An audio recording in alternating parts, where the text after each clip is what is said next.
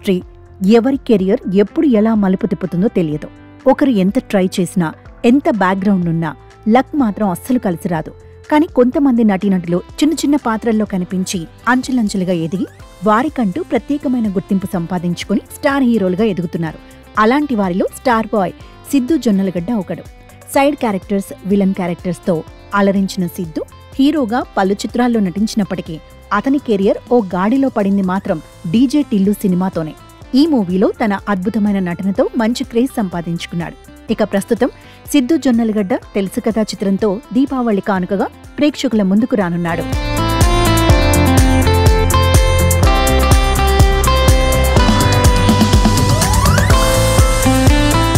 ఈ cinema promotions లో భాగంగా సిద్ధు జొన్నలగడ్డ మాస్ మహారాజా రవితేజతో కలిసి ఓ స్పెషల్ ఇంటర్వ్యూలో పాల్గొన్నారు. ఆ ఇంటర్వ్యూలో ఇద్దరి మధ్య జరిగిన చిట్ చాట్ ప్రస్తుతం సోషల్ మీడియాలో వైరల్ గా మారింది. చిట్ చాట్ లో ఇద్దరు హీరోలు సినిమాల గురించి మాట్లాడుతుండగా బయోపిక్స్ పై చర్చ వచ్చింది. ఈ సమయంలో సిద్ధు జొన్నలగడ్డ ఒక సర్ప్రైజ్ విషయాన్ని వెల్లడించాడు. తన కృష్ణ అండ్ హీజ్ లీలా సినిమా రిలీజ్ అయిన తర్వాత తాను రవితేజ జీవితంపై ఓ బయోపిక్ చేయాలని అనుకున్నానని తెలిపాడు. అంతేకాక దానికి సంబంధించిన కాన్సెప్ట్ పై దాదాపు 2 నెలల పాటు పనిచేశానని కూడా చెప్పాడు.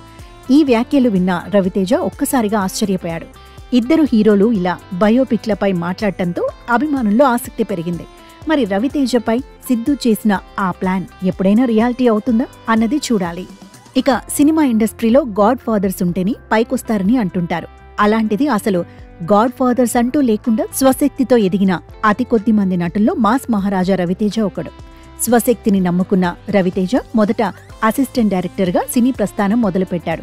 ఆపై చిన్న చిన్న పాత్రలతో తెరంగేట్రం చేసిన తన మేనరిజంతో బడా దర్శకులను అట్రాక్ట్ చేయడమే కాకుండా హీరోగా ఎదిగి ఎందరికో ఆదర్శంగా నిలిచాడు. సినీ ఇండస్ట్రీలోని ఏ బ్యాక్గ్రౌండ్ లేకుండా వచ్చే ఏ నటుడైనా రవితేజను ప్రేరణగా తీసుకుంటారంటే అతిశయోక్తి కాదు.